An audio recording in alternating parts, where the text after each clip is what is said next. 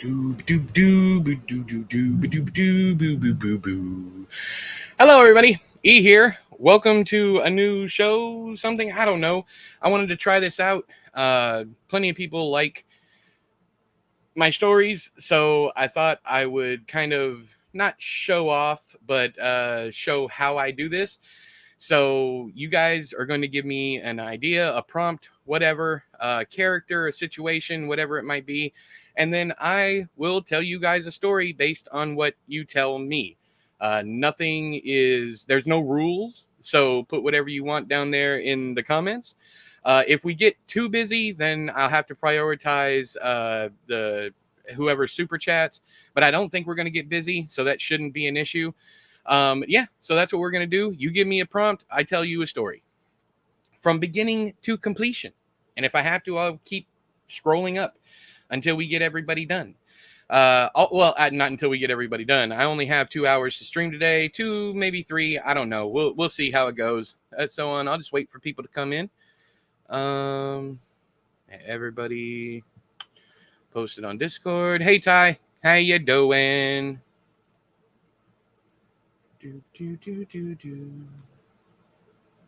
All right. So, again, for those of you just coming in, simple premise. There's no rules. Nothing is out of bounds. Give me a prompt, and I will tell you a story. It's easy as that. It's one of those days, but you're okay? Yeah, I got you. I just responded to someone on your not Tuesday. Today's Tuesday, on your Sunday video. Hey, Lazy, how you doing? Come on in.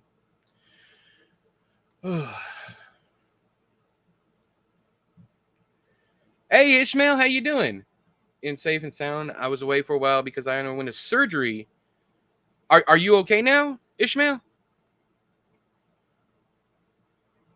Your YouTube is acting up. What's wrong, Lazy?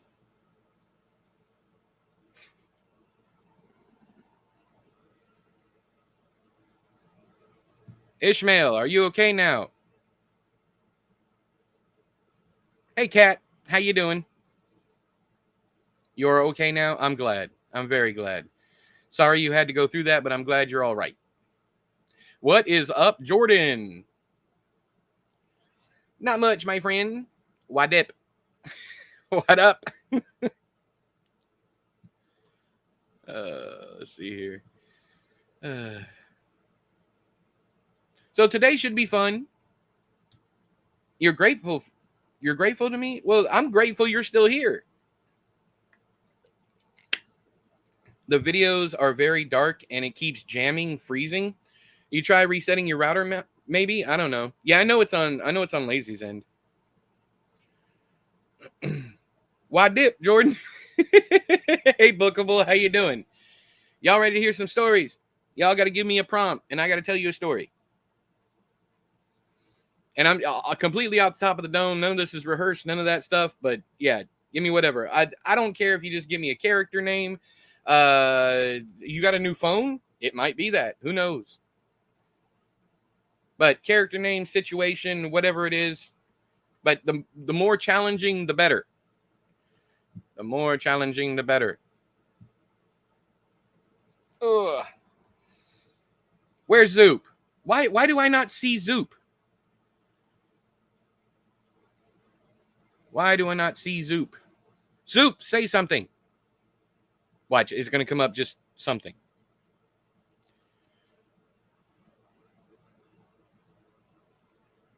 Zoop, I for not see you. You're hiding. Okay. Yeah, you are, obviously, because it didn't pop up whatsoever.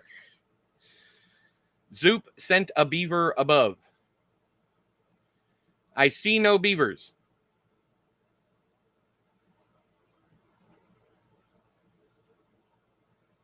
Beaver emoji by Zoop. I don't see no Zoop. I do see I'm hiding, but I see nothing else from Zoop. And damn StreamYard won't let me change it to live chat, so it's only top chat. Mm-hmm. So somebody tell Wait, hang on. Lazy, you might need to scrub.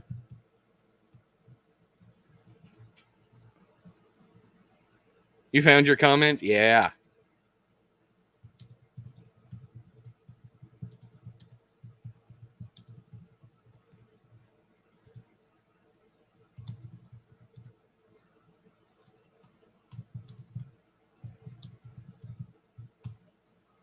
Once upon a time, I went to a bookstore. I grabbed a book, but actually it grabbed me and was about to devour you. All right, so Ishmael. Hang on. Let me get this. Let me work this out.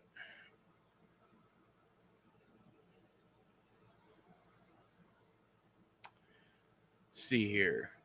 Okay, so Ishmael went to the bookstore. Inside the bookstore, he was perusing for a while. And inside the bookstore, he found a book with just a mouth on the cover. No byline, no title, nothing, just a mouth. The only thing on the spine was a mouth as well. He flips it over and finds no text whatsoever. Because he likes this unique original book so much, he takes it home.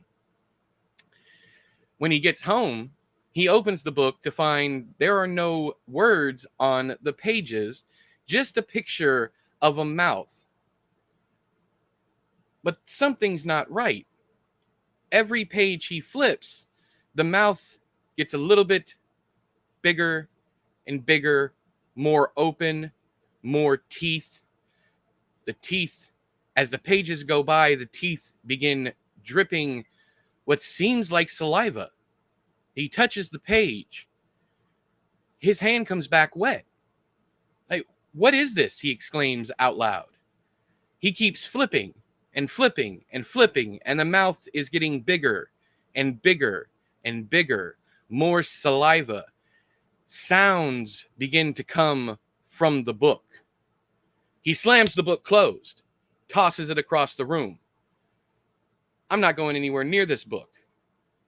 He is going to throw it away. He's looking for something to grab the book because he doesn't want to touch the book again. He finds some tongs in his kitchen. He goes into the kitchen where he finds the tongs. He comes back, and the book is no longer in the corner. The book is gone. He can't find it anywhere. He looks in the closet. He looks all around. He cannot find the book anywhere. The book's gone. It's not under the bed. It's not in any of the drawers. It's gone. He decides, okay, maybe I imagined it all. Maybe I was dreaming, whatever. So he goes, he makes himself a cup of coffee. He goes back to bed. He grabs a book from the nightstand and he's reading. Suddenly he starts feeling really, really hot. Getting hotter. He starts to sweat. He's like, okay, I'm going to turn the fan on. So he gets up, he flips the fan on, and he hears his fan start, but it sounds weird, kind of like it's off center. It's like, rrr, rrr, rrr, rrr, rrr. He looks up, and there's the book up on the ceiling fan. It flies at him, tries to chomp. He manages to get away. He's fighting it with the tongs. The book's on the bed, just chomp, chomp, chomp, chomp. He's fighting it with the tongs. It's like, get back, you demon book. Get back, you demon book. He manages to hit the book, just catch the spine and whack it. It goes flying out the window. He looks outside. The glass is strewn all over the grass outside, but there's no book. It was, at least it's gone now. At least it's gone. So he heads back up front to put away his tongs and to call someone to fix the damn window, because now the window's broken. No one's going to believe him. His landlord's not going to believe him. He's got to fix a window. All this drama going through his head. What am I going to do? Also, is he losing his mind? He thinks he's losing his mind because he just fought a book. He threw something out a window. He broke the window. Now he's got all this drama circulating in his brain. But then, while he's on the phone trying to call the glass repairman, there's a knock at the door. Suddenly he worries, can books knock on doors? He tries to imagine how the hell a book would knock on a door. The pages are too soft. He supposes that it could lean up against the door and whatnot. He can't. He has no idea if it's the book or not. The paranoia is getting insane. So finally, He goes up front. He doesn't have a ring cam. He doesn't even have one of those peepholes that you look through. He goes to the door and he looks down, and there's a page up underneath, and you can see the corner of the lip of the mouth, and there's blood, fresh blood, dribbling from the corner of the lips. He freaks the hell out. He locks the door. He runs back into the kitchen. He grabs the tongs again. He says, no, this isn't, screw this. I need to protect myself. I'm going to grab a knife. So he grabs a knife. He runs to every room, closing and locking windows, until he stumbles back into his bedroom and realizes that the shattered window is still open. Laying in the middle of the bed is his neighbor Tom, half consumed by the book. And the book is laying open across his neighbor's face. He screams. The book launches itself at him. He stabs, catches the book right in the middle. He drops down to the ground, just keeps stabbing and stabbing and stabbing, tearing out pages, ripping it apart, throwing it all away, puts it in the trash, throws it out in the dumpster. He's finally back in his house, sitting on the edge of his bed, shaking and crying. What happened? What am I going to do? Then he feels something on his big toe. He looks down, and it's a little piece of paper with a tiny little mouth, numbing on his toe. The end. There you go. Hello, Reverse Entry. Hello, J-Rod. Hello, John. How y'all doing? So that was Ishmael's idea.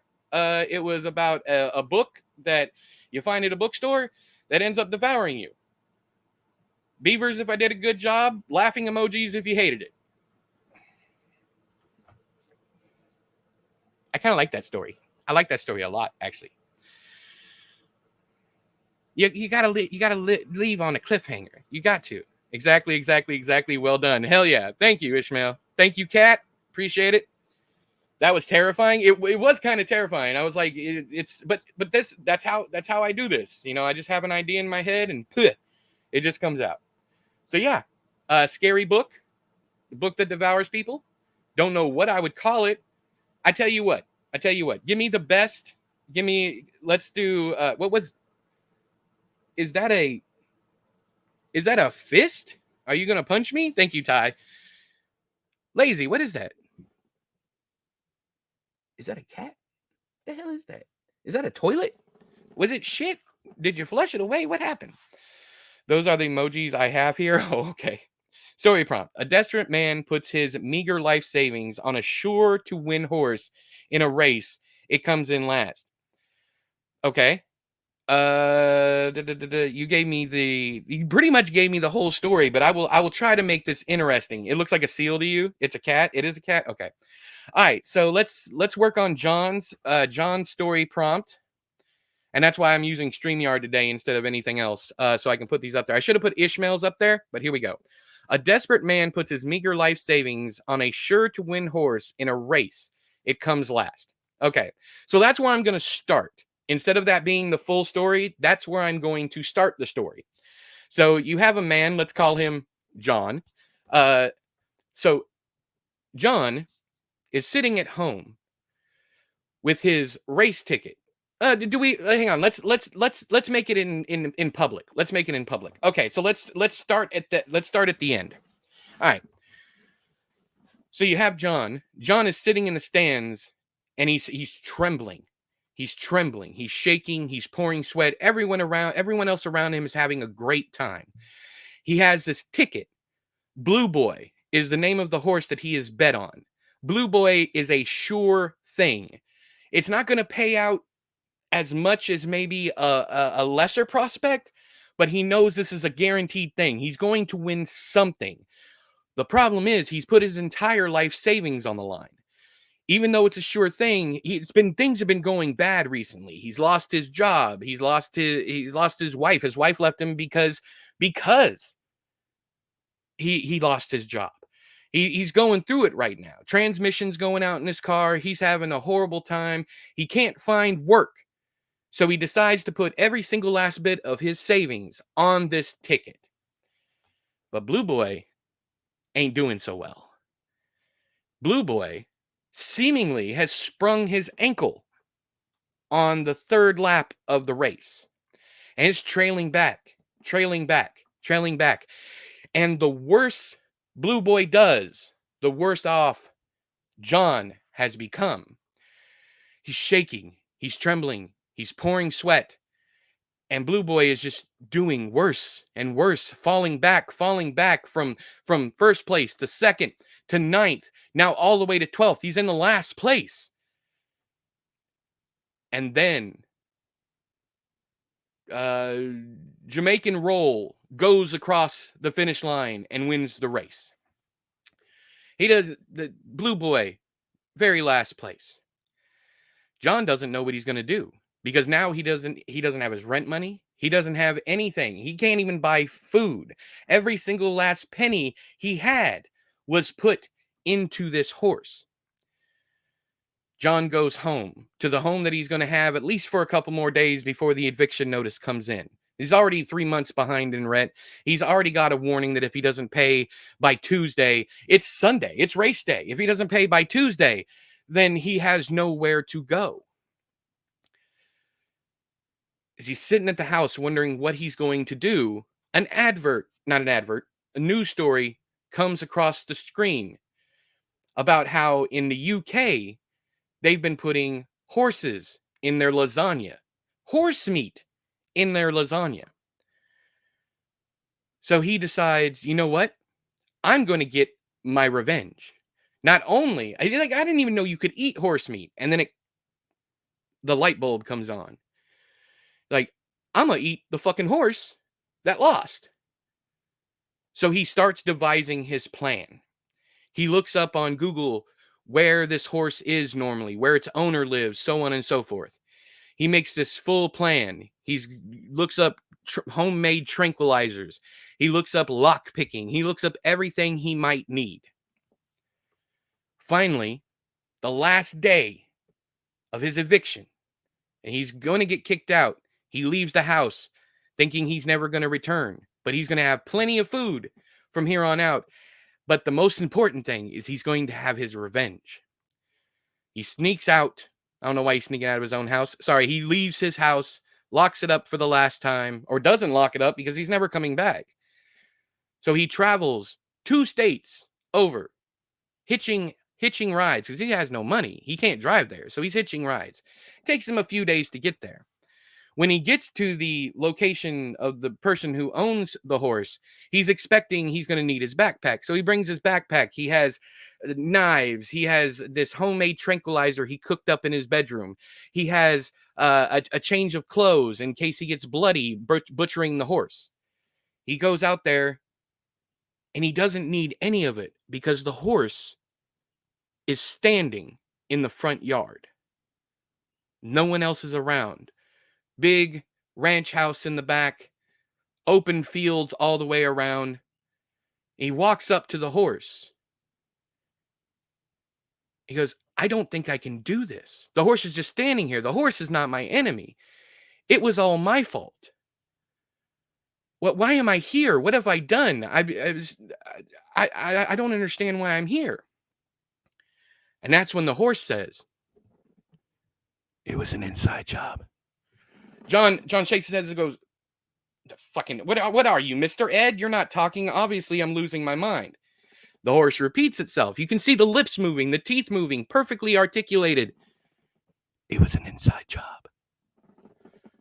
What are you talking about? What do you mean it was an inside job? That nobody knew I was doing this except for my wife, and she's not talking to me anymore. The horse doesn't answer the question, but it does repeat. It was an inside job. Like, give me some more information. Is that all you can say? That it was an inside job? Give me some more information. John, at this point, if he hasn't lost his mind already, he is now losing his mind. There's a talking horse. He's broke. He's hungry. He has no out here. And now he's trespassing on some stranger's property. And there's a fucking horse talking to him. So John leans in and he goes, please, tell me what I'm supposed to do. And the horse goes, it was an inside job. John loses his shit and starts screaming, tell me who it was. If you know so much, if it was an inside job, tell me who did it. Was it my wife? And the horse goes, nay.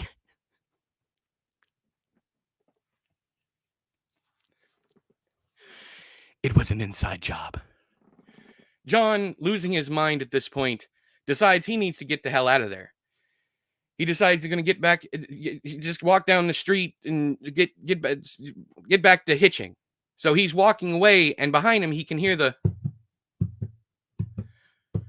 clop, clop, clop of the horse hooves as the horse is following him off of the property. He's like, okay. He turns around. He goes, okay, fine. What do you want? I can't do it. I feel like I'm losing my mind here. I can't take you home. I don't even have a home. The horse leans in right into his ear and goes, it was an inside job. John freaks out. He's so tight. Stop saying it. Stop saying it. I don't have anything. I'm at the bottom of my bucket here. I don't have anything. I'm at rock fucking bottom, and all you can say to me is it was an inside job. What am I supposed to do about that? Horse leans in again. Goes, it was a... John loses his shit, slaps the horse across the face, takes his backpack, hits the horse upside the head with the damn thing. He's like, just leave me alone. And he takes off running. Of course, you hear behind him, not you, but he hears behind him, the horse is chasing him.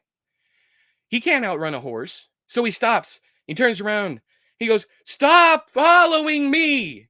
I don't know what to do. I don't know what you want.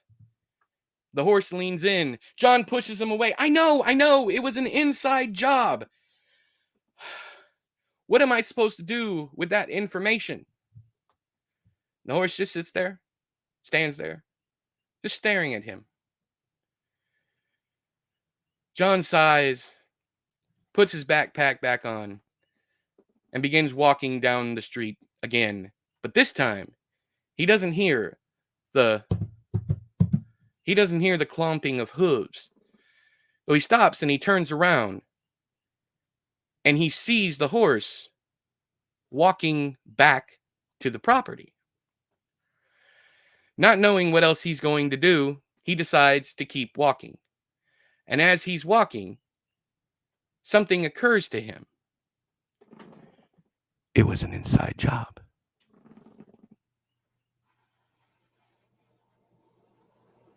John thinks about this. John wonders, inside job. How could it have been an inside job?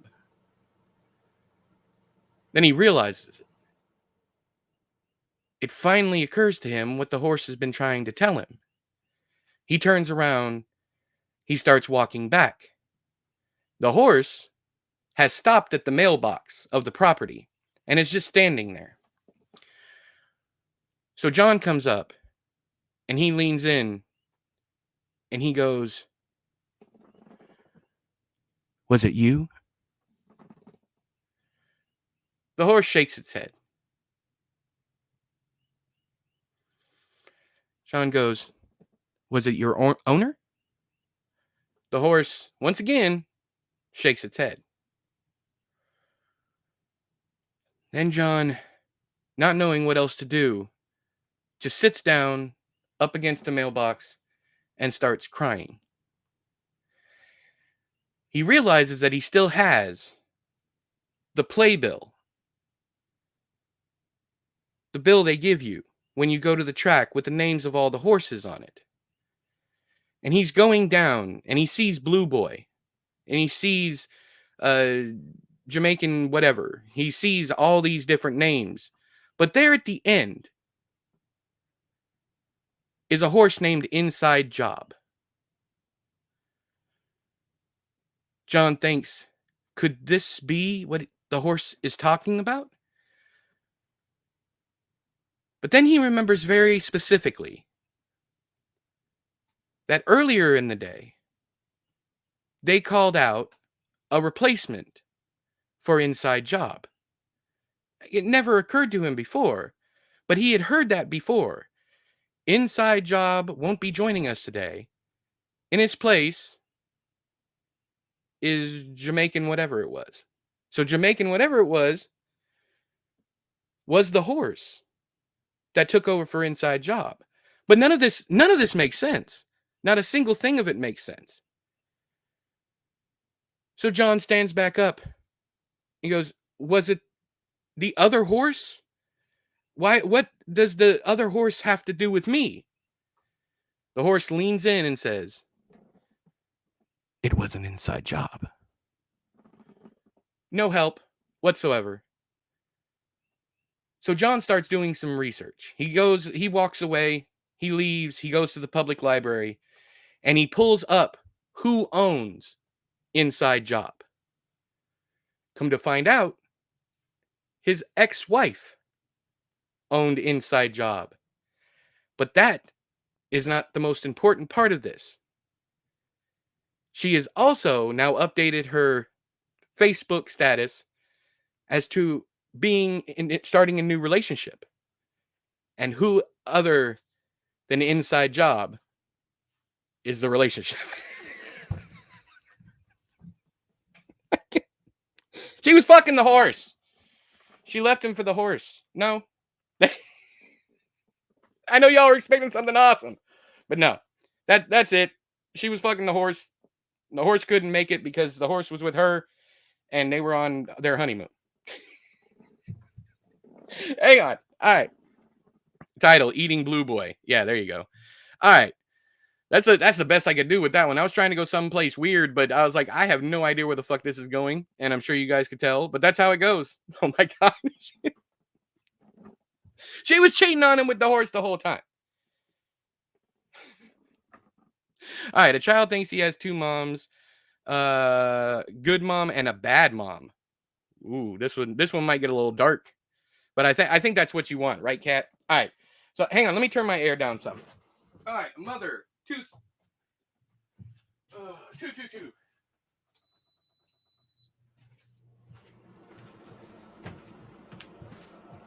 right. That last story would take some hellified editing, but I could figure it out if I had more time. But there you go. There's the unedited version. Okay, so a child thinks she has two moms, good mom and bad mom. Okay, let's call her Jessica. So little Jessica is 9 years old. And little Jessica gets picked on in school all the time for having two moms. It gets so bad that the teacher has to step in. It's like, we have to be respectful. Not every family looks the same. Some families are blended. Some families have just a mom or just a dad. Some families have two dads, two moms, or a mom and a dad. Some situations are even more complicated than that, children.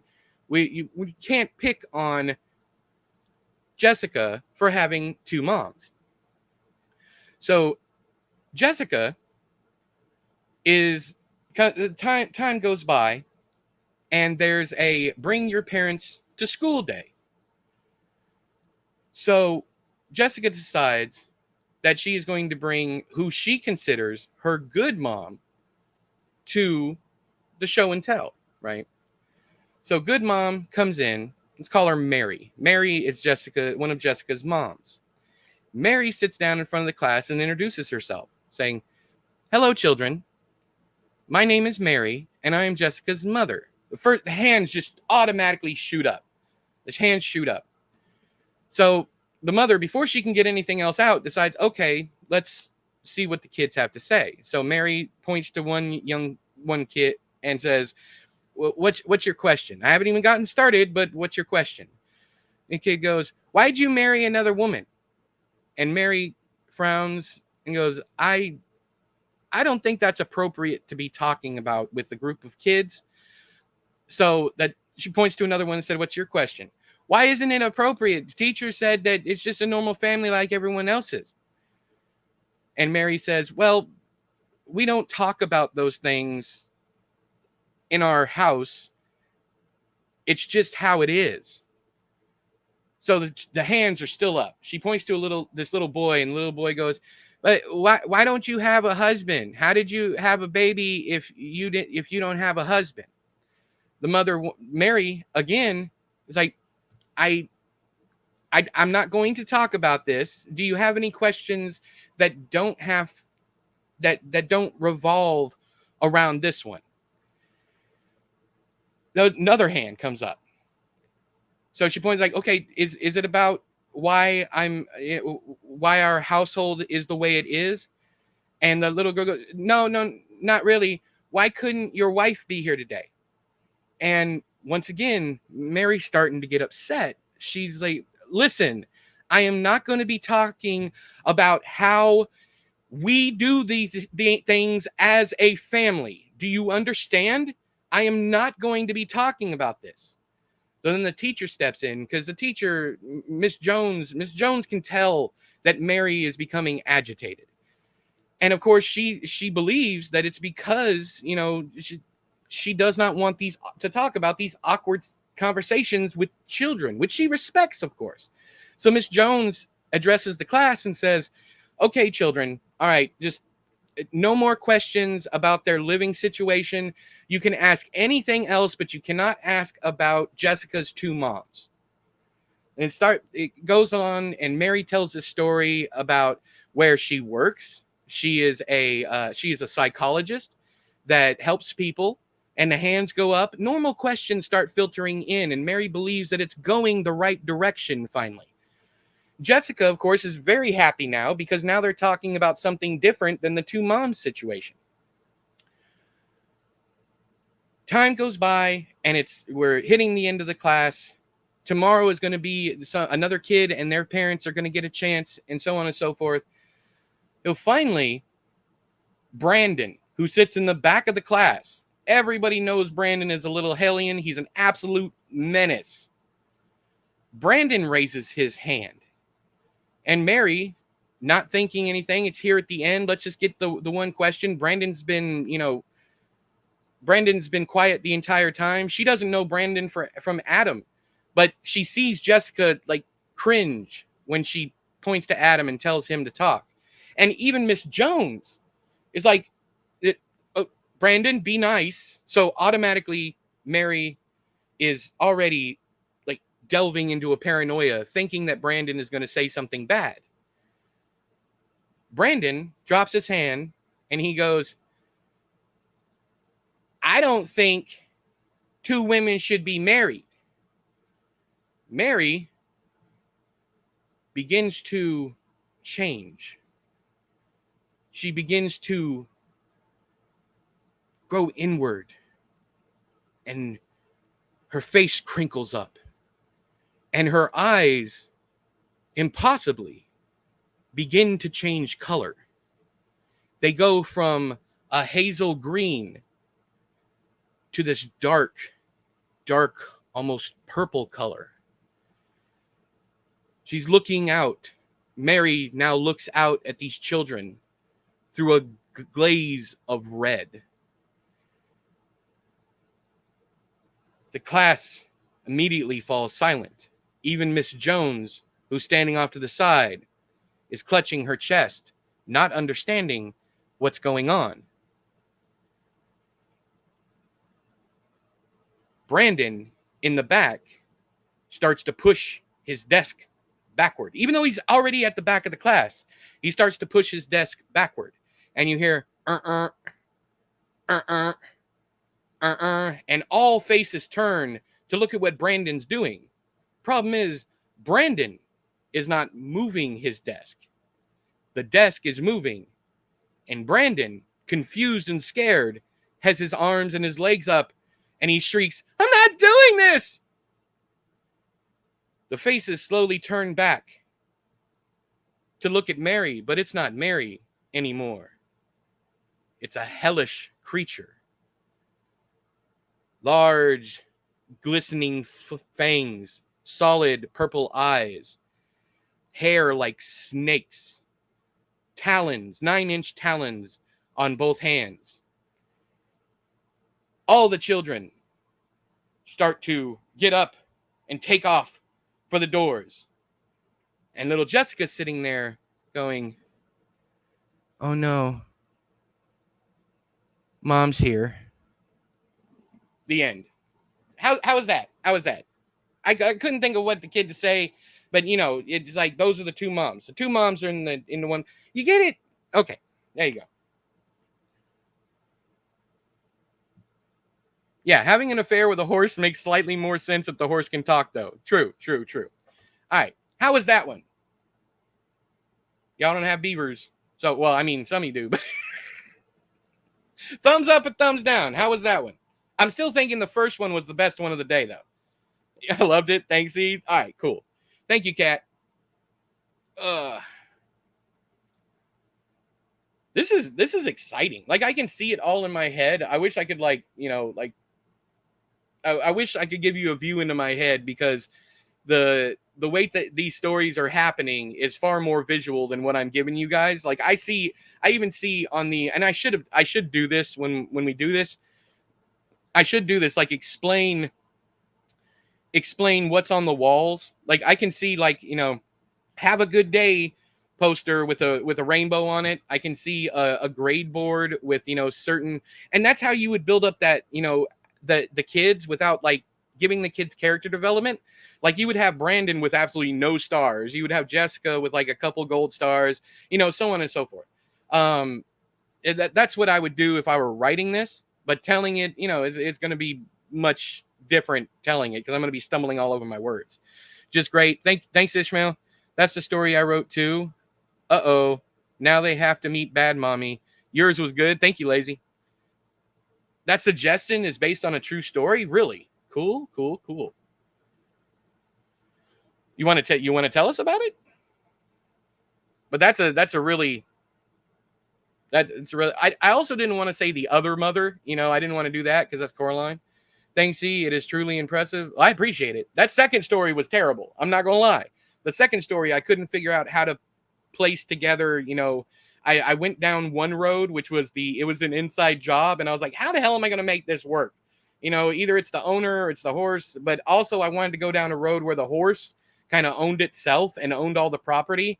And that probably would have been a better story, but I didn't know how to make that work either. Oh, your mom. Okay. Gotcha. Yeah. I kind of figured that's where it was going.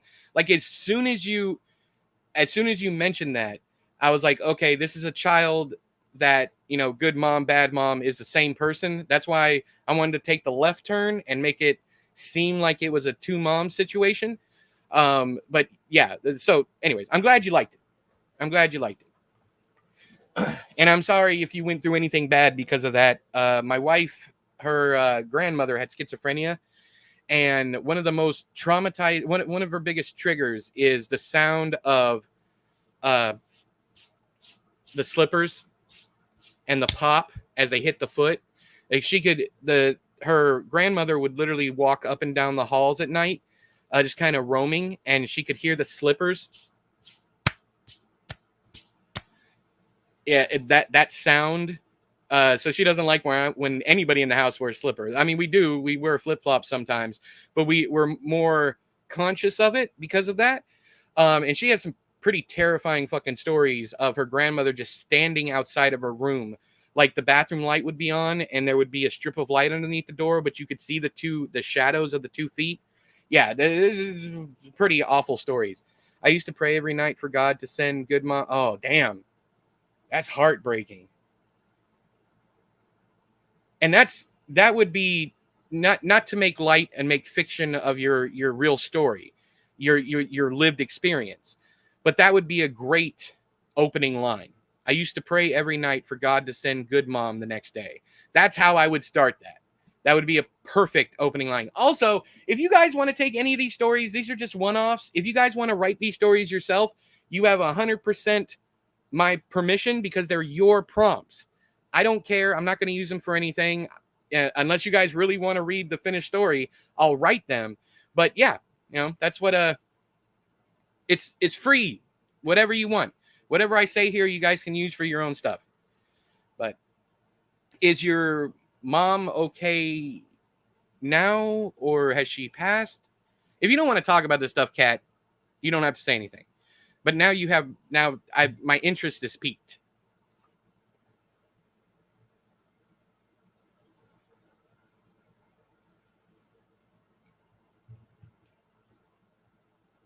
Oh.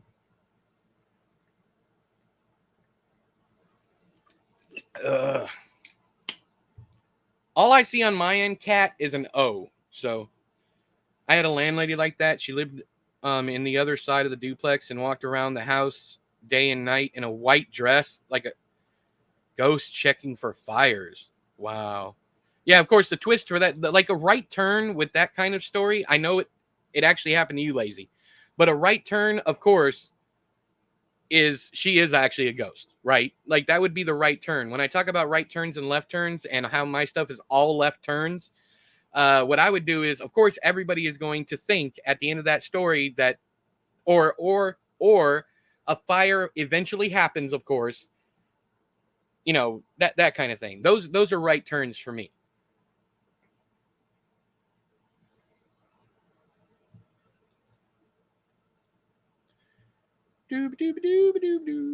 Anyways, if you're just joining us, I am here telling stories based on your prompts. So please give me a prompt and I will try my damnedest to make a full story from beginning to end. It might not go great, but we'll try. Oh, okay. Damn. That's some hard shit, Kat. I'm glad you made it through it. And I wish you nothing but the best. Yeah. But you'd see her drift past. Oh no. Like looking out of your spyglass or whatever, you'd see just like, ooh. Thinking of a story on the fly is not an easy task. To me, see, the problem with me is I try to take so many left turns that, like, when I was thinking of the inside job thing, like having the horse be the one that owns the property, I thought I kind of gave that away by saying, the only thing out there was the horse, the house, and the property. There's no other horses. You couldn't see anybody. I thought that was going to be obvious, even though it's a horse and horses don't own property, that kind of thing. But anyways. Yeah, I don't necessarily, I think I tend to write myself into corners too much trying to make those left turns, but for the most part it comes kind of easy for me. Yeah, exactly. Yeah, you're right, Ishmael. Yeah.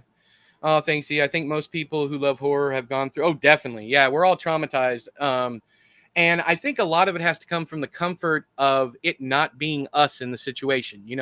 I'm pretty sure you'd agree with that. If you don't, let me know. But I think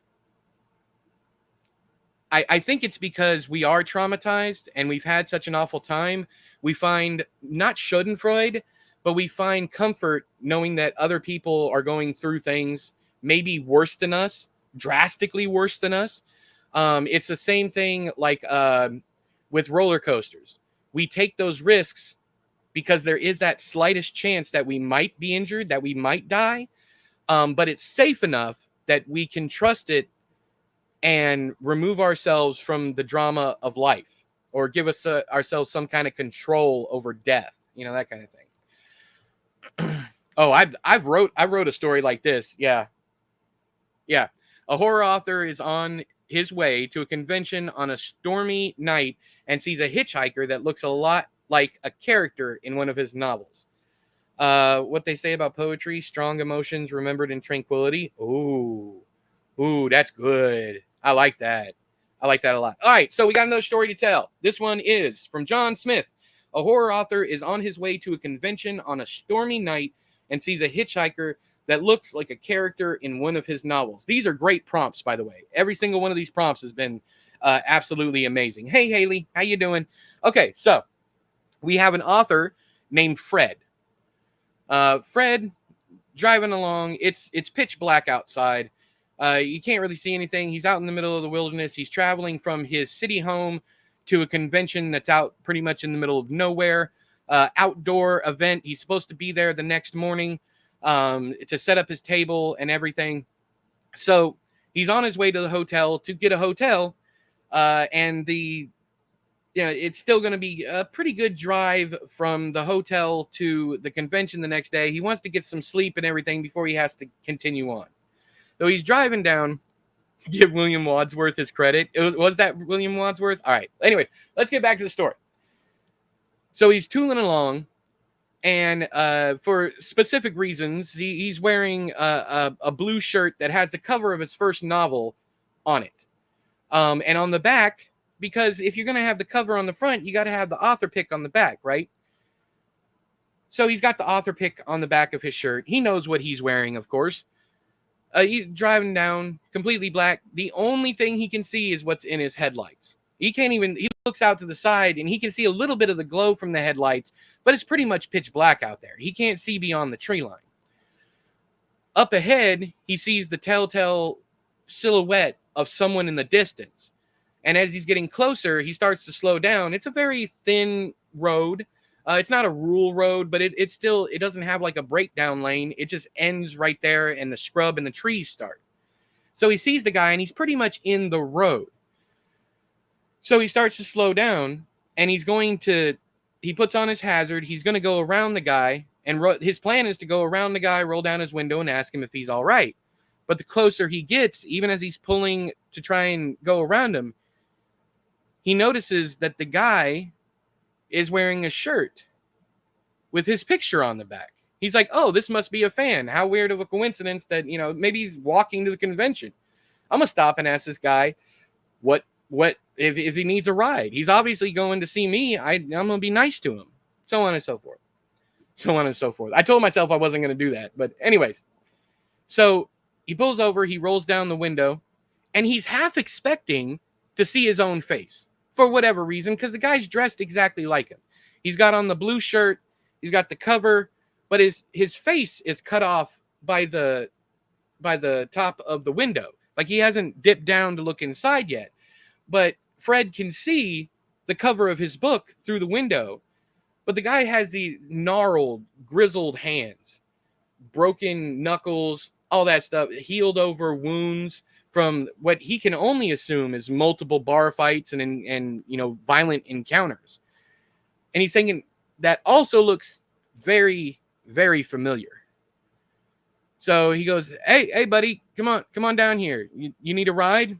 And he hears this voice that he has heard in his head over and over and over again. "Nah, pal, I'm all right." And a name instantly pops into Fred's head. He's like, no, that's not. And even as he's thinking this, he hears his own inner voice, which is not his voice, not his speaking voice. It's what he calls the narrator's voice. And he has written 22 novels, all based on this one character. And this is the voice in his head that tells that story. Every time he sits down to write, he hears that voice telling the story, and he's just writing it. In fact, in some of his interviews, he said, I don't write these books. They just come to me. They come out of nowhere. Stephen King once famously said that writers are not writers. They are archaeologists. Those bones have already been there. We just have to dig them up. It's one of Fred's favorite quotes. But none of this is making sense, because the voice in his head now belongs to the voice of this person whose face he cannot see. Finally, Fred says, hang on, man. Go ahead. I changed my mind. Just keep walking. I don't feel comfortable anymore. And that's when the guy leans down into the window, crosses his arms, and looks directly at Fred. Fred shrieks. He can't believe what he's seeing. He slams his foot down on the gas, and the car revs. He has it in park. So he goes to switch gears, and the hitchhiker, the guy out in the road, grabs his hand and keeps him from shifting the gear. And with the other hand, reaches in, turns off the car, throws the keys over his shoulder. He is now stuck out in the middle of nowhere with a very familiar face and an even more familiar voice. Fred doesn't know what to do. Fred knows he needs to get out of this situation, but he has his hand clamped. He doesn't have any keys for his car anymore, and his hand is clamped down on the shifter. He can't do anything. He can't move it. And here is the main character of 22 novels staring back at him. The face that Fred has seen in his head every time he sits down at a computer. Every single time he sits down to write, it's this face doing the things in the book. It's this voice narrating the story in his head. And he can't do anything about it. He can't move. He fights for his life. This character, he knows how strong this character is.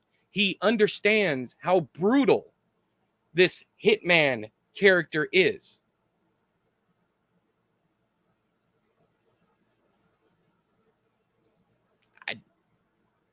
I'm trying to think of it. I literally just got a panda fucker. That's what I do. That's what I do when I can't think of another name. Panda fucker is the character until we figure out a name. Panda fucker. literally, that's what I do when I'm writing. When I can't think of a name, I type in panda fucker and then I go Control F and find all the panda fuckers and replace it with the name. Anyways, continuing on. So Fred looks panda fucker directly in the eyes and asks him what he wants. And he goes, I want you to stop writing. Fred kind of relaxes. He's like, is that it? Panda fucker says, you've put me through so much. I didn't want any of this. The hand on his hand begins squeezing tighter and tighter. The fear is coming back. Fred still doesn't really know what to do in this situation. He thought he was fine and that panda fucker wanted out to be the end of it. But no. There is violence in panda fucker's eyes. He's squeezing so hard that Fred can feel the bones in his hands grinding together. You can hear it grinding together. He shouts, let go of me! Panda fucker lets go. He backs up. He straightens up. The head once again disappears above the window frame. He can no longer see him. And he's looking at the cover of the book on Panda Fucker's shirt. And it is no longer the same cover. It is a news article. Celebrated author found dead in his car on whatever route they're on. Panda Fucker backs away into the darkness. Fred sighs in relief. That was scary. I don't know what just happened, but I can go now. Like, no, wait. The keys. I gotta find the keys. So he decides to get out of the car and go look for the keys. He realizes he can't see in the dark. So he goes back, he gets his cell phone. He turns on his flashlight and he's looking around down there on the ground. He can't find them anywhere. They could be anywhere. It's a whole fucking forest. He can't find it. And Panda Fucker's gone. He doesn't know where he is. He hears an engine coming along. So he's like, okay, maybe this guy has a flashlight or something and he can help me, find my keys. So he starts waving down the person who's coming, hoping they see him out in the middle of the road. His car's still sitting there in the wrong lane. He's trying to wave him down, but the car is getting faster and faster and faster instead of slowing down. At the last minute, Fred jumps out of the way, but the car swerves and hits him, sends him flying into a tree where he is wrapped around. He hits the tree sideways and is literally bent around the tree. In his last moments, Fred looks up and he's dying, and he sees the car has stopped down the road a piece. Someone is getting out and he's fading. It's getting darker. And he sees Panda Fucker standing there in the glow of the brake lights, pointing to the license plate. Not only is the license plate Fred's license plate, but it's also his car. Dun dun dun! Wasn't a very good journalist. Okay, all right. I'll applaud me for the story even ended up. Hang on. Before the story even ended. Thank you, Haley. Let's see here. Let's see here. All right, next one we have. Oh Lord, it came from her womb. All right, let's call it Catherine. This is a story about Catherine. Right, so a Catherine with a C, not to be confused with anyone else. Okay. All right. It came from her womb. So Catherine has missed her period. She has not had sex in years. It's voluntary celibacy. Her last boyfriend was not the best. Very aggressive individual, very controlling. So she left him, and he took it pretty well. There was really no issue there. But the point is, she has not had sex, and she has missed her period. So a month goes by, and she takes a pregnancy test because she knows, women's bodies, they go through things. Stress can delay a period. Any number of things can fuck up your cycle. So she waits another month, and her, the day of Aunt Flo's visit passes one more time. She's like, I probably should go get a test. So she goes down and she gets a test. She takes it, comes back negative. Okay, she doesn't have any. She's also in her early 30s. It can't be menopause. So another month goes by, and she's looking in the mirror one morning, and she sees the smallest bump. It's like she is obviously pregnant. Obviously. So she decides to take another pregnancy test. She buys another one, brings it home, takes it. That one's -2.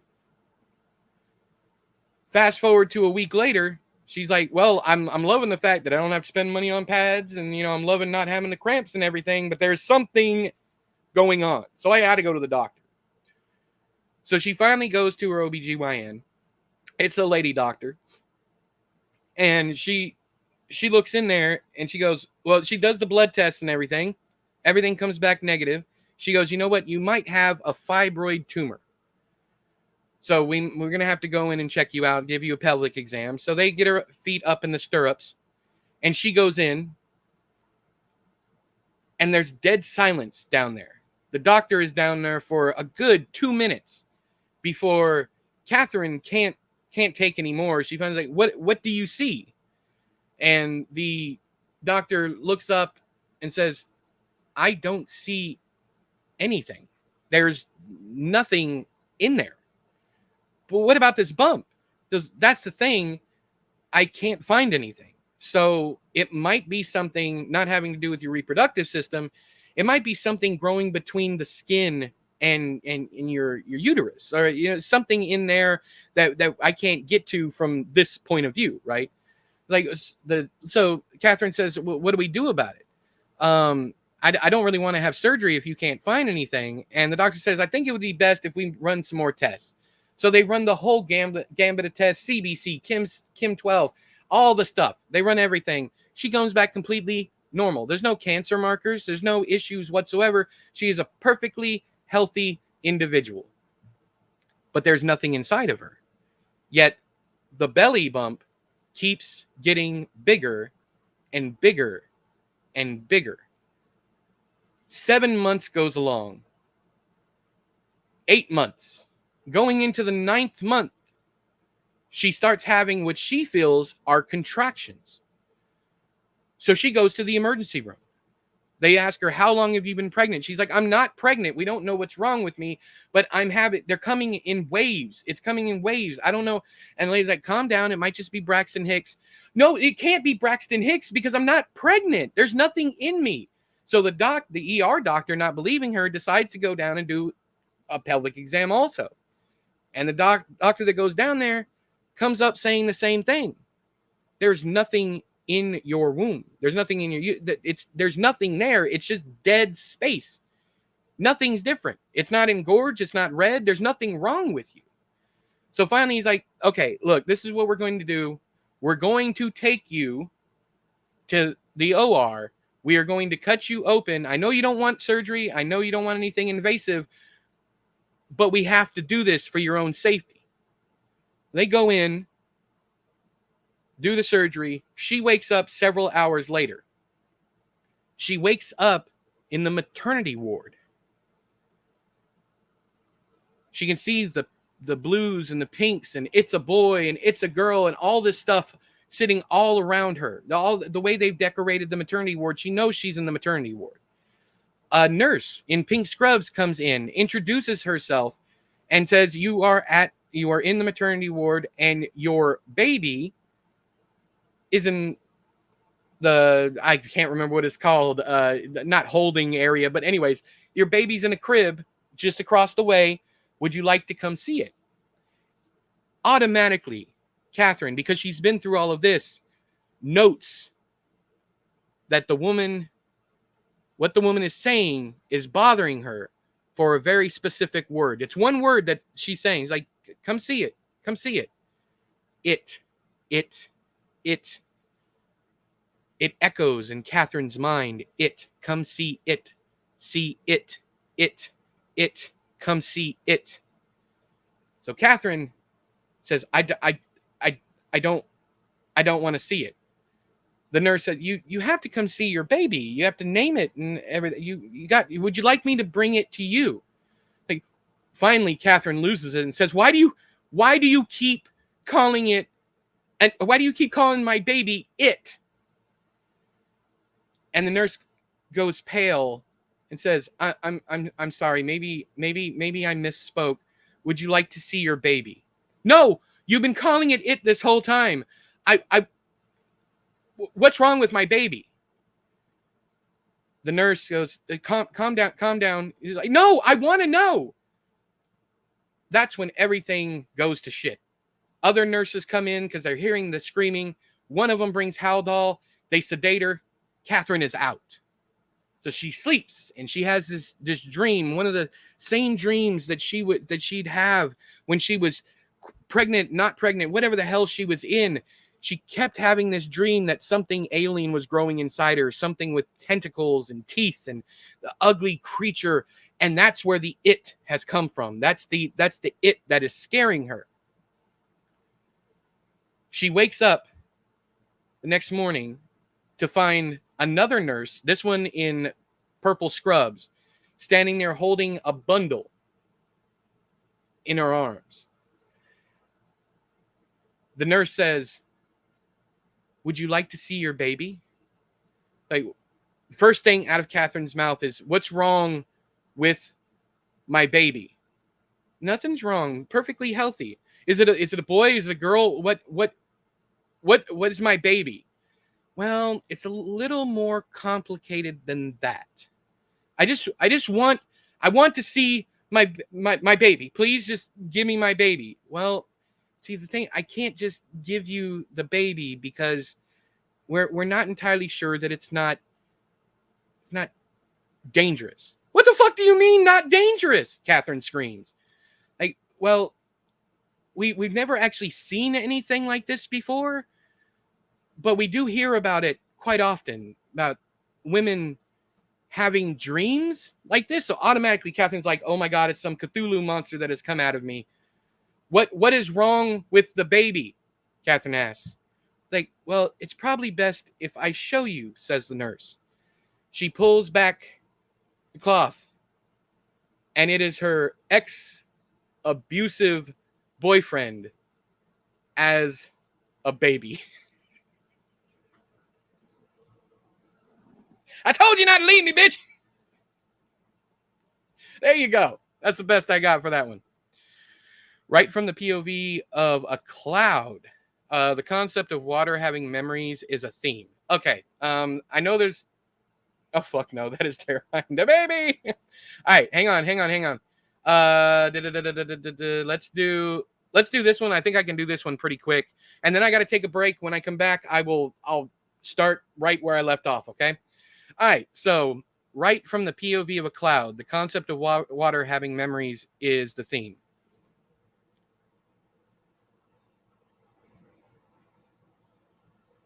I used to be a lake. I used to be a stream, a current. I used to have kids swimming in me during summer vacation. I used to outgrow my banks whenever it rained. I used to find joy in the fishies swimming around inside my body. I miss that. I miss the feeling of community, the feeling of connectedness. I miss the sun. I miss the sun gleaming down on me and sending diamonds across my surface.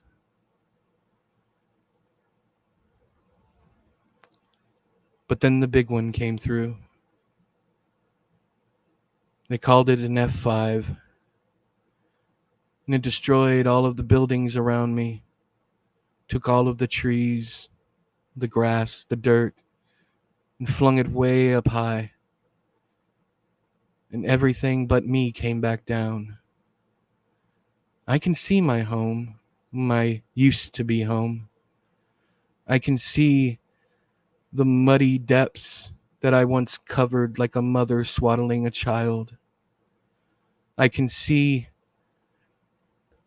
the trail that the hurricane carved into my brother Earth. I can even see where they found the bodies that I had covered so blessedly.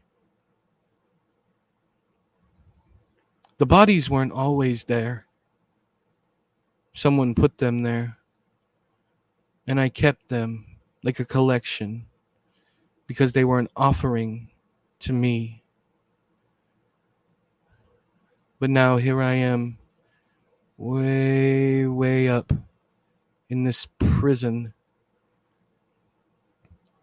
I don't know when I will ever be let go. I did not kill those people. I do not deserve this sentence. I was not an accessory. I took care of them. I slowed the rot, the decomposition with my cool body. I preserved what evidence I could, but the nature of me is chaotic. And now I'm trapped in this prison, hoping to one day be released. That day is today. I'm falling.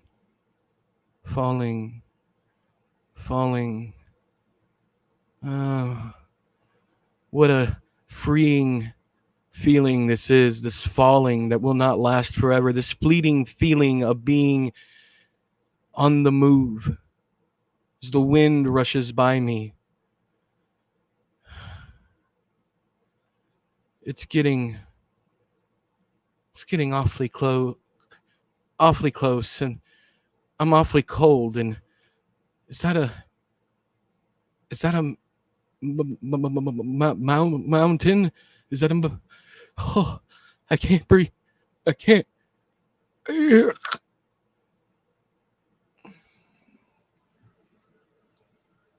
you don't know, he became snow.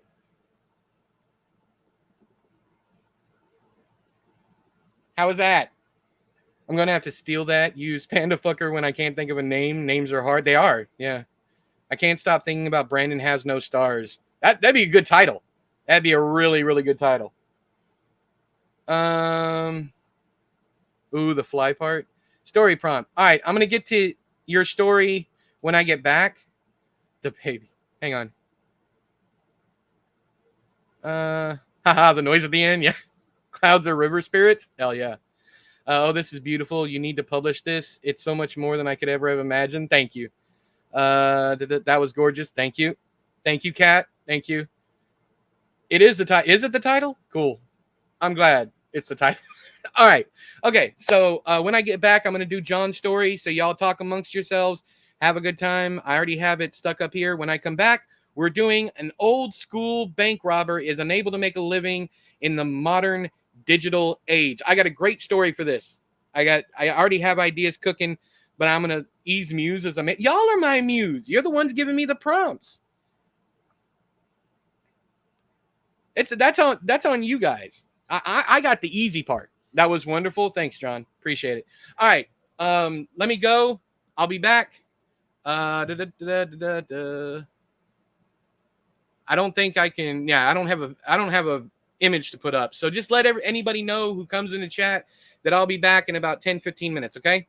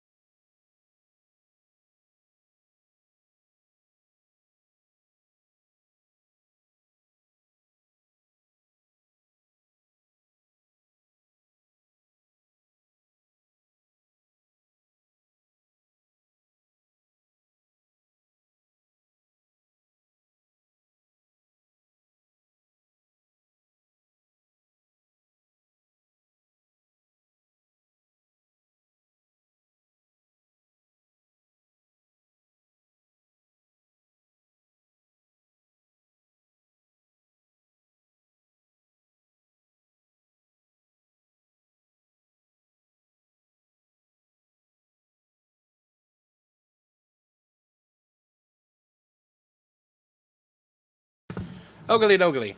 Get out of here, Skeeter. What y'all been talking about?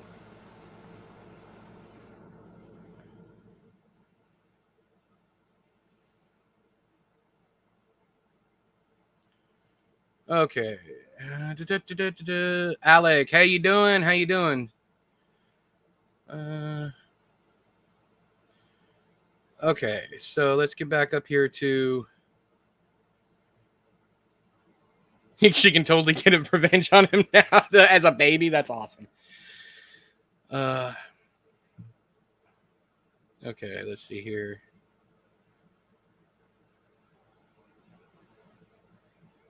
It's, he will be back in about 10 minutes, so grab some snacks. Yes, yes, yes. All right. Okay, that's a lot of talking. So we're just going to jump into this. And I didn't even think about it while I was out on break. So let me read this again because I already forgot. I'm doing good. Really good. I'm so covered in mosquito bites. That sucks. They don't like me. I haven't had a mosquito bite in years. Uh, it's rainy in Scotland, right? It's not snowy, I don't think. I don't know, but well, yeah. We want independence from England and Scotland. The only problem is our diplomats would be like, I don't say that word. That's one of the only words I won't say. But that's okay. I like. Hey, Zeely, how you doing? All right, so let's jump back into this. Story prompt: an old school bank robber is unable to make a living in the modern age. All right, so let's do Bill. His name's William, but people call him Bill or Billy. He doesn't care too much for Billy because he's in his 80s and he just it's too close to Billy the Kid. And in his profession, he really doesn't like sharing his accolades with anyone else. So he's just Bill the bank robber. So he's in his 80s. He's getting up there. He's so far up there that he's completely lost track of where in his 80s he is. He doesn't know if he's 81, 83, 87, 88. He has no idea. All he knows is that he's in his 80s. Shit, he might be in his 90s because he stopped paying attention and he stopped counting a long time ago. But here's the dilemma. Bill robs banks. Nowadays, that's not so easy. Not too many banks keep too much cash on hand. And also, they have this annoying ass feature where they can lock the doors on you and trap you in there. Now, Billy, he's not the kind of guy that's going to, he's not into armed robbery. He's the type of guy to pass a note and say that he has a bomb on him. He doesn't actually have a bomb on him, but he's that kind of bank robber. And he's gotten away clean all these years. But now that with security cameras and face recognition technology and all this stuff, he doesn't even understand most of the ways that they can catch him. But he does listen to his true crime podcasts, and he does keep up with the news, and all of his old friends are in prison for life. So he comes across a video on one of those newfangled apps that his grandkids told him to pick up. And he comes across this video of credit card skimmers. So he's like, I don't know how this is gonna work, but I'll try it. So he gets his grandson of all people. He's like, hey, I'm looking for a piece of technology. Where can I buy this? And the grandson is like 13, 14 years old. He's like, why? What do you need? What do you need? You got to at least tell me what you need. He's like, I can't really tell you what you need, but I can explain it to you. It's a thing that reads. There's these little chips that, and then the grandson stops and said, "Grandpa, are you talking about a credit card skimmer?" And he's like, I don't know what it's called, but I'm researching these things because I don't want my information stolen. And you know me, I like reverse engineering things, so I want to get one and see how these folks are doing this and whatnot. And grandson thinks about it and he goes, I don't know, Grandpa. I don't want you getting in any trouble. He's like, if you can find this for me, I'll pay you $1,000. Like, $1,000 is, I can get myself the, a PlayStation 5 and a lot of games. And Grandpa's like, oh yeah, definitely. So Grandpa Bill will take care of you if you take care of Grandpa Bill. Okay. So find me this device and we'll go from there. I'll get you your $1,000. He goes, okay. So he buys a package shows up in the mail about 2 weeks later, and it's coming from a country he can't even pronounce. He's never even seen the name of this country. So he opens it up and he goes, okay. So I'm supposed to plug this thing. He's reading the instructions, and you're supposed to put it, up in. You're supposed to put the device on top of whatever device you're trying to skim credit cards for. So he goes down to the local gas station and he asks the guy, "Hey, can you give me I need a whole carton up there." And Bill doesn't even smoke, but he's like, "I need a whole carton of those cigarettes up there on the top shelf. Can you get them for me?" The guy's like, "Yeah, let me go get my stools." So the guy walks back into the back room, and Bill, just as easy as he can, just snaps it on. He's like, "I'm good to go." The guy comes back and Bill follows through. He buys the carton of cigarettes, walks outside, tosses them in the dumpster because he ain't going to use them. So he gets in his car and he drives home, and he downloads an app that was, the link was in the paperwork and the instructions. So he downloads that, and he's getting people all day. He's sitting there just watching his account get higher and higher. Someone comes and fills up a boat, and it's like that one alone is $250. And he's like, "You know what? I bet you I could do better if I took it to other places and got more of them." So he calls his grandson back up. He's like, "Hey, Bill Jr. I need another one of those machines. I done broke this sumbitch." So the grandson's like, "All right, well, let me get you the information so you can order it for yourself." He goes, "That's great, thanks. And remember, don't tell your parents about this because I'm gonna be, I'm gonna be sending them some money, and I want it to be a surprise." Grandson's like, "Okay, all right, fine. But about that $1,000, Grandpa's like, "Okay, hey, I'm sorry, forgot. Grandpa Bill's sending the money right now." So he cash apps the kid $1,000.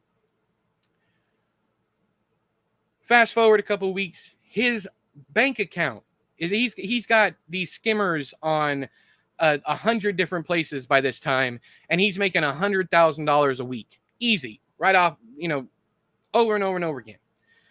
So he's sending money to his kid and the grandkid and all that stuff. Everybody is rolling in dough until all of a sudden the money stops across all accounts, all at the same time.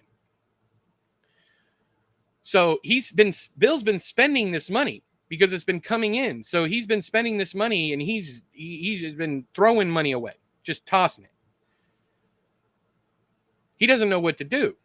He's got plenty of money in the bank, but he also knows he bought, new cars, new houses, all this stuff. He got all this stuff, and now he doesn't know what to do with it. He's afraid he's going to have to sell, the new stuff. He's going to have to ask for monetary help from his grandson, not his grandson, but his kids. He doesn't know what to do. So he starts going back out and putting out more of these. He's buying more and more and more of them. He's putting them out, and none of them are working anymore. Not a single one of them are working. So he calls up his grandson, and he goes, "That I couldn't really figure out these machines, and I bought a couple of them, and I broke all of them, and I'm running out of money." And then his grandson stops and is like, "Grandpa, stop."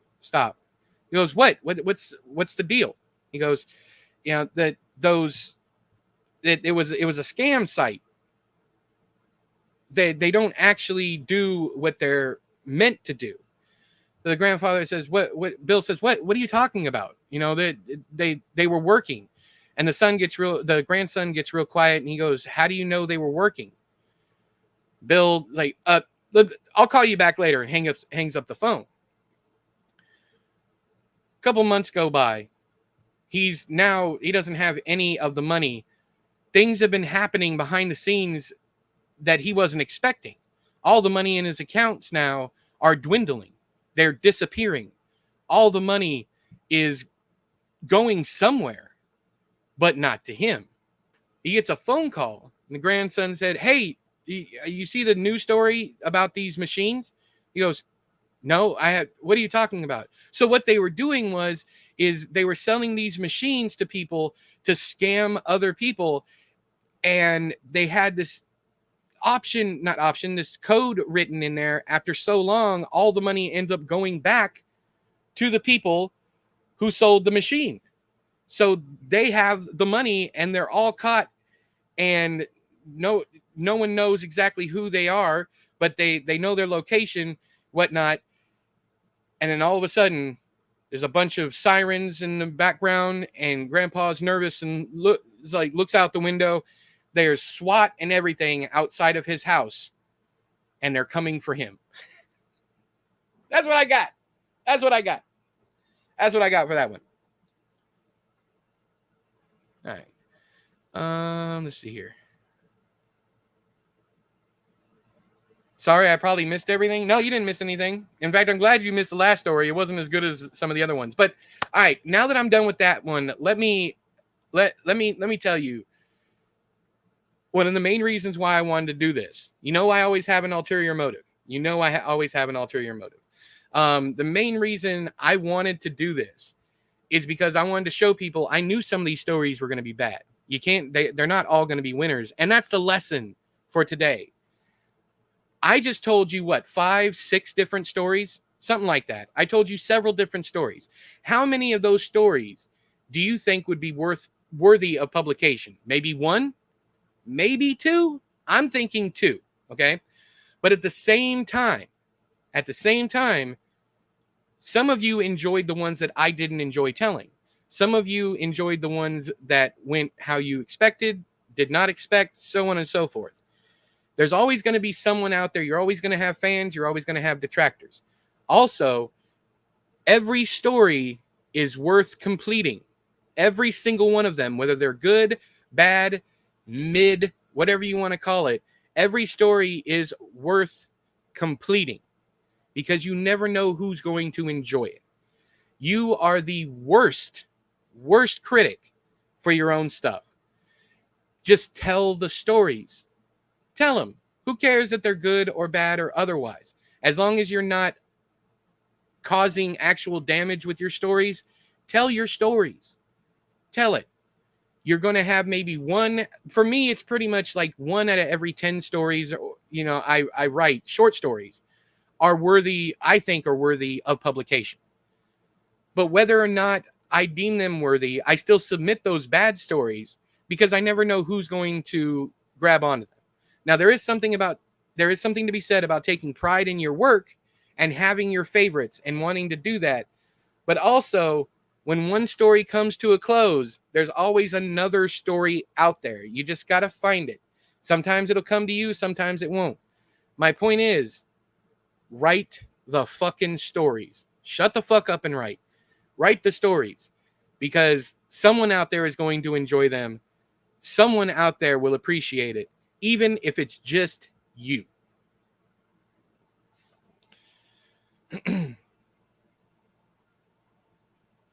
Bill the Third, yeah. TED, it's an Ed Talk. That's what I think Todd Kiesling said. Thanks for coming to my Ed Talk.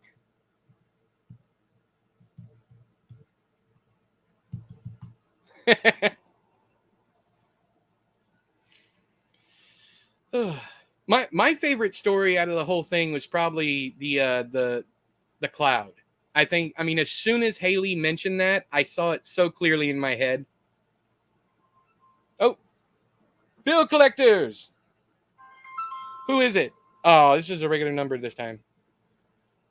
I love how things have changed in the digital age. Like, you'll get like phone calls from regular ass people wanting to collect like credit card bills, and it comes up as a person, like their name, because they're calling from home and whatnot. And that's how credit card companies have gotten around the you being able to block their phone number. Because they have robo dialers. Not only that, it just makes up a phone number every time they call. But also they have individuals who work from home, and then their name comes up, and sometimes it comes up scam likely because they work for several different companies or whatever. Yeah. Yeah, just write it exactly, Alec. 100%, like Stephen King. Just write it. Okay. Blind bank robber. He probably could have gotten away here. A couple of older men tried to rob the bank here several years ago and got away on foot. The bank was a block away from the police station. Is this a prompt, or I let them listen to Cannibal Corpse at full volume? I don't get scam callers anymore. Yeah. Is this a real story? A blind bank robber? Probably could have gotten away here. No, I thought so. That's crazy. A couple of older men tried to rob the bank here several years ago and got away on foot. The bank was a block away from the police station. That is crazy.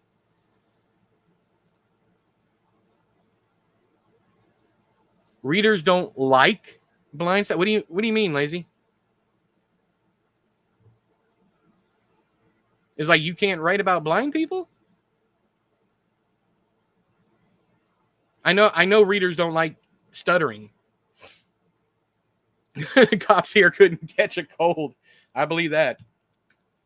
It's like when my credit card was stolen by a local, like a person right down the street from me, because it went to their house instead of ours.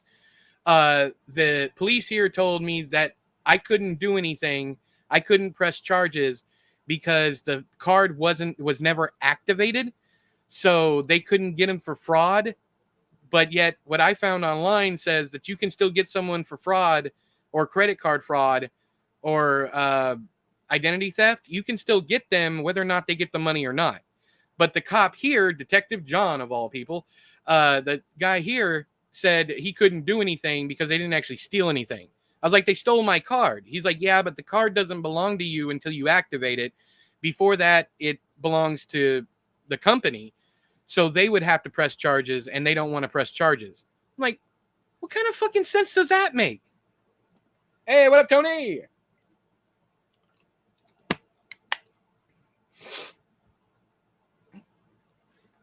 Because it's icky? Like, what are you talking about, Lazy? Anyways, Tony, how you doing? Oh, your little kitty jelly bean. Oh, is a cutie. I want to see pictures. I want to see videos. What I want to see.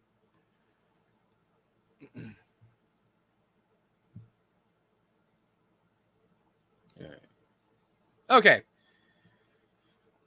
That sucks about the card. It's been over a year now, but it's all right. She doesn't have eyes. I still want to see her. That is the most precious thing. And her name's Jelly Bean. For fuck's sake, Zoop. You gotta let me have it. You got to. You got it. You got it, you son of a. Hey, Aoife. Who's a good girl? Aoife, here. Kitty, kitty, kitty, kitty, kitty, kitty, kitty, kitty, kitty, kitty. Kitty, kitty, kitty, kitty, kitty, kitty, kitty, kitty. Jelly Bean, Jelly Bean. I try to get pictures of her. Thank you. I didn't want to have to ask again. Remember, I have your address. I can just show up and take my own vision pictures. Well, that was a threat. That was a threat.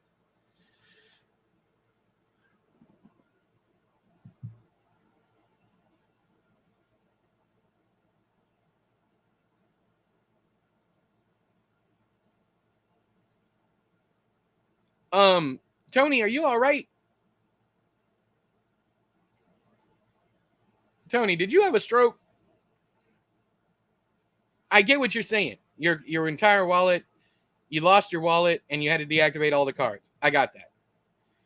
She doesn't hold still for long enough? Okay. That makes more sense. Get a video. A video. Oh, yeah, you're working with like a Nokia 900, right?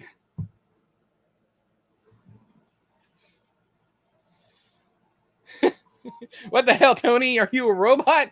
I know what happens because the same thing happens to Nettles over on Discord. Some devices, like when you go try to delete, it doesn't actually delete, but it shows on your end that it deleted, but it didn't actually delete. So you're typing along and you think you're correcting yourself, but it just ends up sending everything. Tony just said no. Yes. Tony is a malfunctioning cyborg. She sat snoozing, listening to you. 6-year-old track phone. I knew it was an old one. I knew you told me because you posted other pictures. You were like, "Pardon the potato I took this picture with," or whatever. I always wondered what happens if you fail that you are a robot test online. No, it just doesn't let you in. That's it.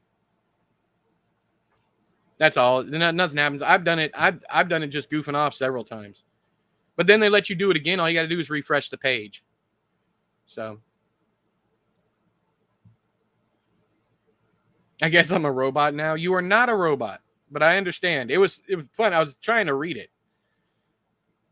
Yeah, some straight up blurry Bigfoot picture quality. Yeah. They come and get you, Alec. Ooh. Hey, that could be a story prompt. Someone fails. Oh, that's a really good story, like an absurdist story. So, okay, let's do the story. So what happens in the story is someone is trying to get into their account online or whatever, and it asks them, "Are you a robot?" And they jokingly fail it. Okay, so they it says, let's say it's one of those ones, click every box that has a traffic light in it, and you pick everything that has a traffic light. It says doesn't, but you pick everyone that has. And then you're laughing and whatnot. You click it, it's like, "We will be with you shortly," and then suddenly someone knocks on the door, kind of thing, and then you just run with it. After that, you just, they're being hunted down as a robot, but they're not actually a robot. But it's all because this is almost like an Anderson Prunty kind of story, where it's just absurdist. It'd be bizarro, that kind of thing. Yeah, I'm probably gonna write that at some point in time. My older, cheaper phone took better pictures. That does happen. Yes. Oh, sorry. I was hoping for a weird crisis and a journey of discovery. It could very well happen. All right. I think we're done. I'm not leaving just yet, but yeah. So, but like I said, you never know which story is going to mean something to someone. So just tell the stories. Tell all the stories. And go. Yeah, I like the idea that this is how he discovers he is a robot. I wouldn't do that side of it. I would do the whole fighting to prove that he's human, just like a robot kind of deal. You know, how a robot would have to prove their humanity, that he is in that same position. And the whole theme is what makes you human. And that would be the theme that I would go down. I wouldn't actually, I would think that readers would expect that ending. So I would definitely go down the line of thematic elements instead. And I would do playing with the idea of humanity. Like, what makes you human? How can he prove that he is human? Go back and reread Tony's. It's, yeah, I know. I read it a couple times. There are so many goosebumps like that. That reminded me of the short movie he was going to film about how ninjas were going to go after a guy because he pulled the "do not remove" tag off a mattress. Yeah. There's a lot of stuff like that. It's a very played out trope, but I think there's still stuff in there. All right, here we go. Hold up. I gotta show you something. A new Haley just dropped.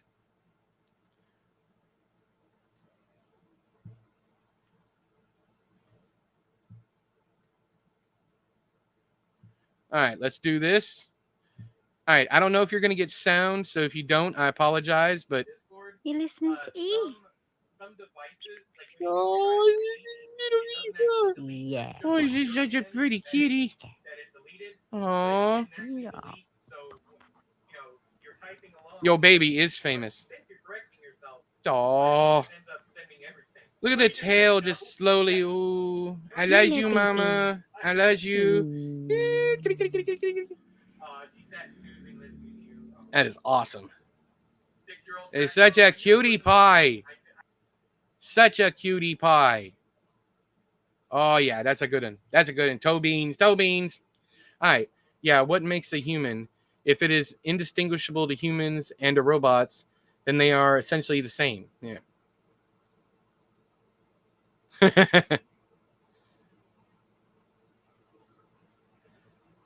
Looks like your cat Donut. Awesome. Yeah, best kitty ever. Yeah, Demon could never. When Demon's asleep and you touch her, it's claws. I think Demon had a lot of traumatizing shit happen to her before she came to us because her tail's broken.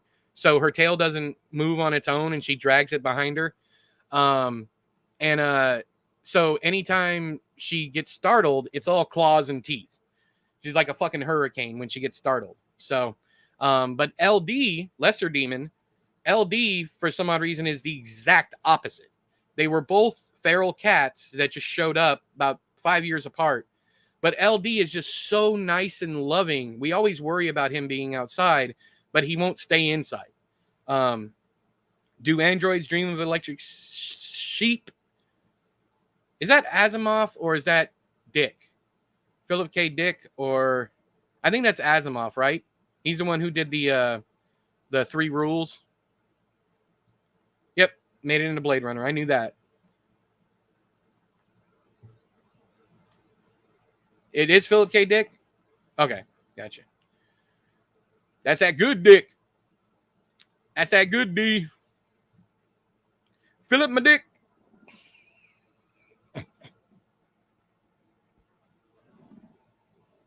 What's wrong with me? What's wrong with me? I have a few of his books too. Check this out.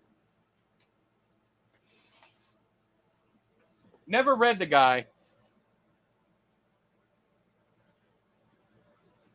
The Out of Joint and Confessions of a Crap Artist. So this one right here is pretty much my whole fucking career.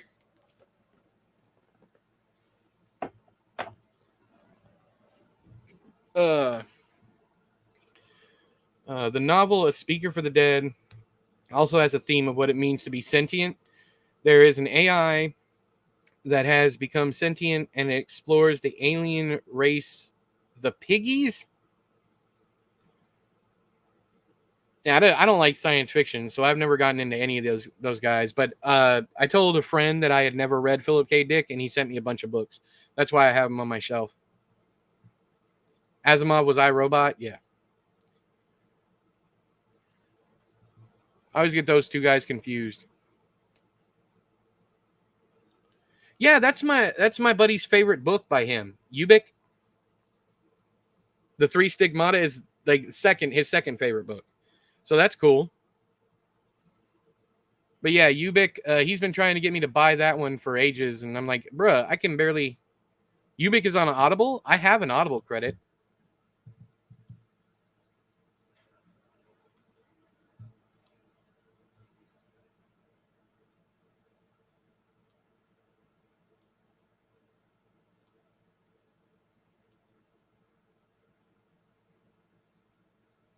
Yeah, I got 3 credits available before my card got cut off.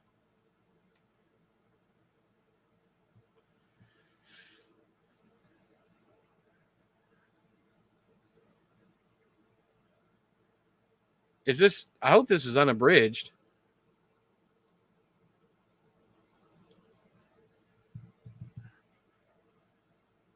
Hang on, there's 2 different versions. I'm trying to make sure I don't have. This one's 8 hours and 23 minutes. I don't know which one of these is. Oh, that's in Spanish. Hang on, that's why.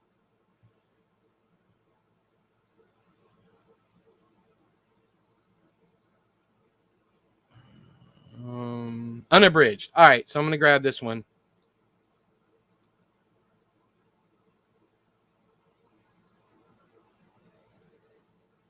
All right, I got it. this one, the skeleton. The skeleton on your left looks so happy. Yeah. That's why I have him over there. And then this one over here is having a really bad day.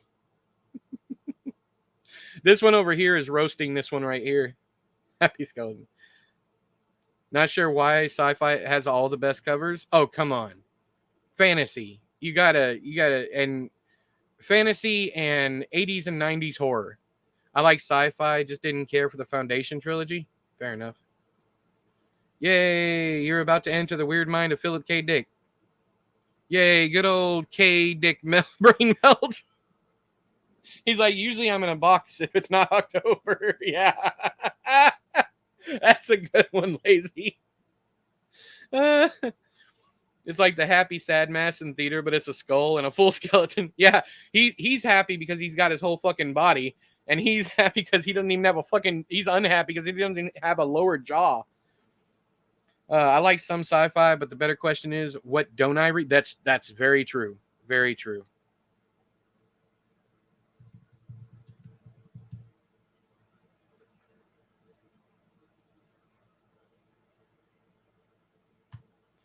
Trying to see if there's a omnibus of all of the N.K. Jemisin books, because I'm only reading like 10 pages a day, and it's getting kind of old.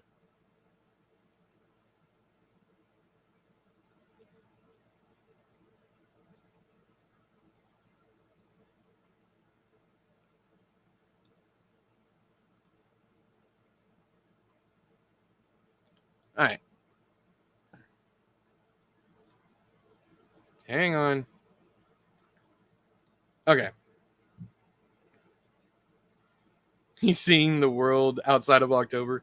I try to read everything, which is both a blessing and a curse. Definitely. Yeah. All right.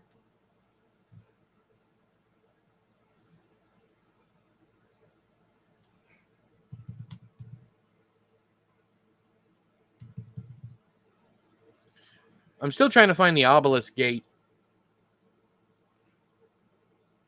Oh, this one is a trilogy for $22. What about Abe Books? Let's check out Abe Books, see if I can find this.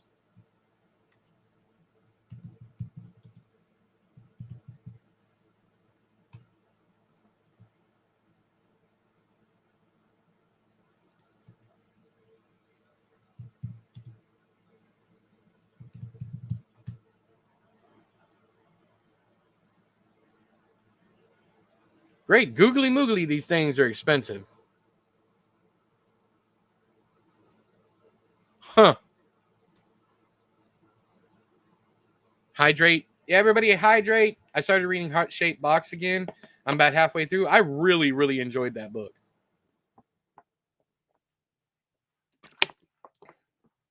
Like, should I waste time reading James Patterson and a novel which won the Pulitzer? Yeah, why not? Hey, fair enough. That's what you like. Go for it. Great googly moogly, that thing is juicy.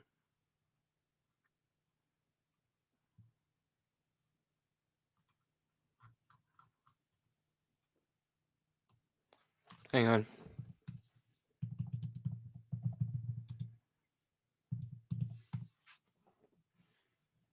Damn, you can't get these books cheap at all. All of them, I mean, they're the same price used as they are new. Like the cheapest one on Abe Books right now is $16.91. If I go over to Amazon,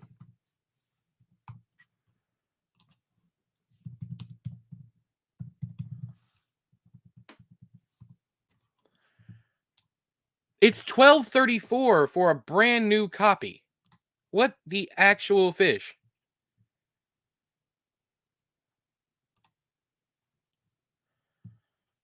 What? All right, go to cart. Save that for later. Yeah. Save that for later. Okay.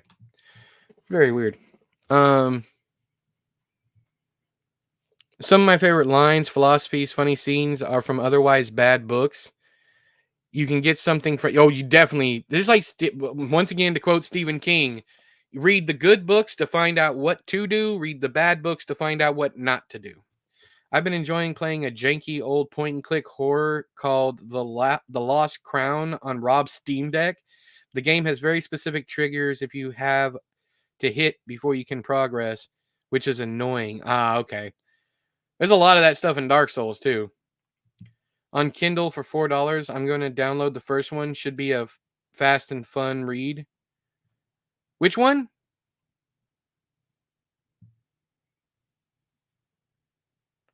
You thought we were playing the nun? You want to play the nun some more, Lazy? I could play it for like an hour if you want me to. You just like watching me get chased by things, which I appreciate. I like running from things. I read everything from the masterpieces to the trashy and everything in between. Hell yeah. Replica, which is a kid's book. Gotcha. Okay. How about we do that tomorrow? Let's open up tomorrow because I still have to dash tonight, and for some reason, anytime I play my game before we dash, I end up in a lot of pain. I think it's because I'm so tense while I'm playing. There's 24 of them. Good gravy. I remember Replica. It's got like a reddish color, doesn't it? And it's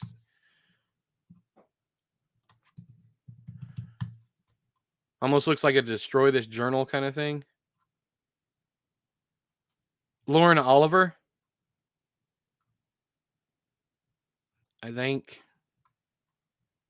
Handbook for the recently deceased. Why is that coming up? Gray's Sports Almanac, 1950 to 2000. It's a movie replica journal.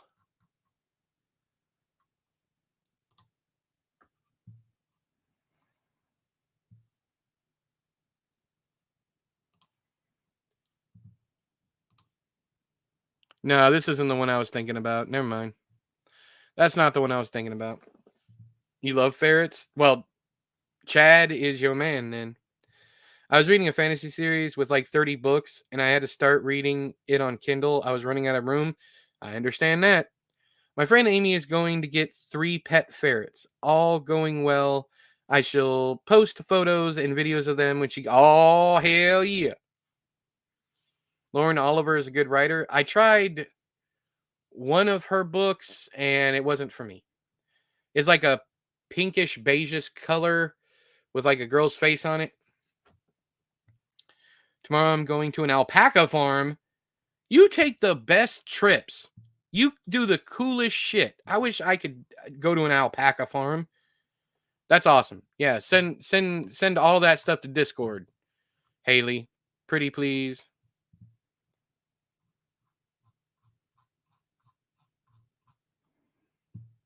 When mom makes dino nuggets. Sorry, I was over there on Discord goofing off. All right. So that was a very successful. You guys want me to do this again? This Stor-E-Teller?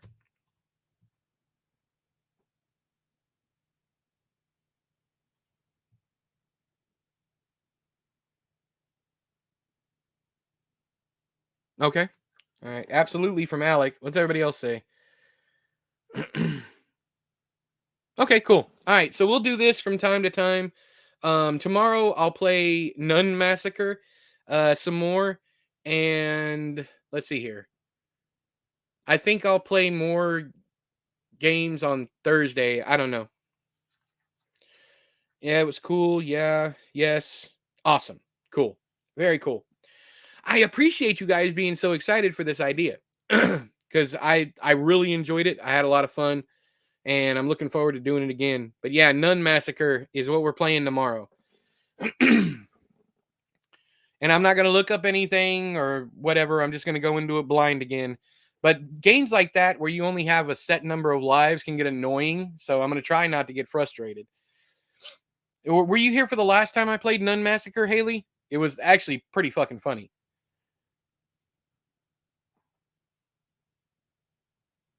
Animals are life. Yep. And I promised Shell I wouldn't go any longer than 2 hours. So, yeah.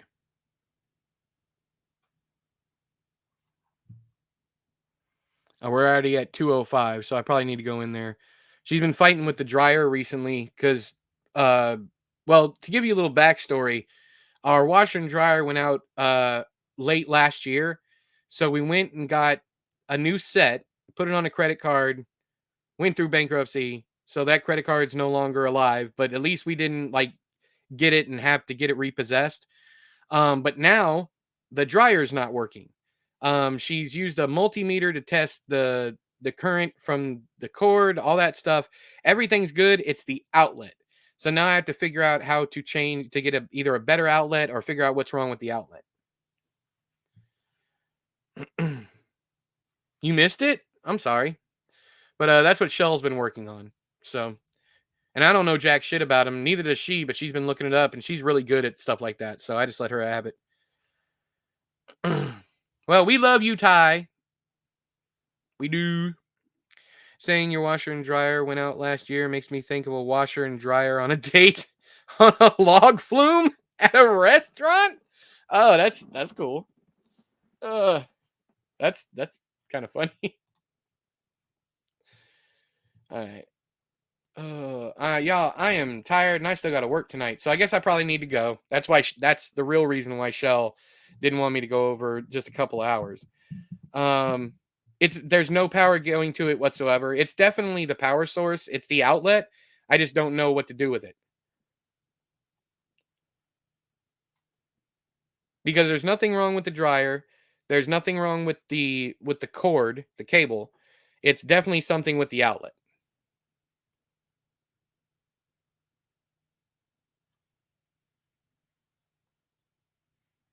But yeah, it won't come on, it won't do anything. It's not like it's not heating like the last one that we got. This one, it just won't turn on at all. You're welcome, Haley.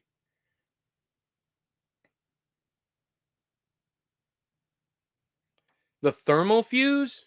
I don't know. Can we test that with the multimeter?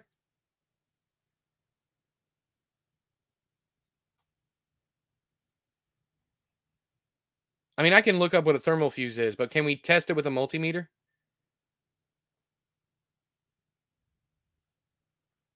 Your dryer has always only worked on the 40-minute cycle choice. It's a cheap little white plastic fuse in the back. All right. What? Why is my phone just all going off at the same time?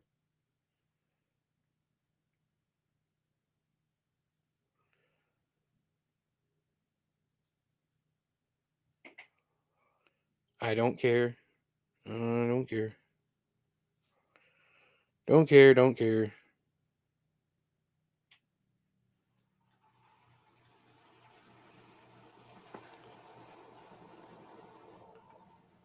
You don't know how to work a multimeter with a damn?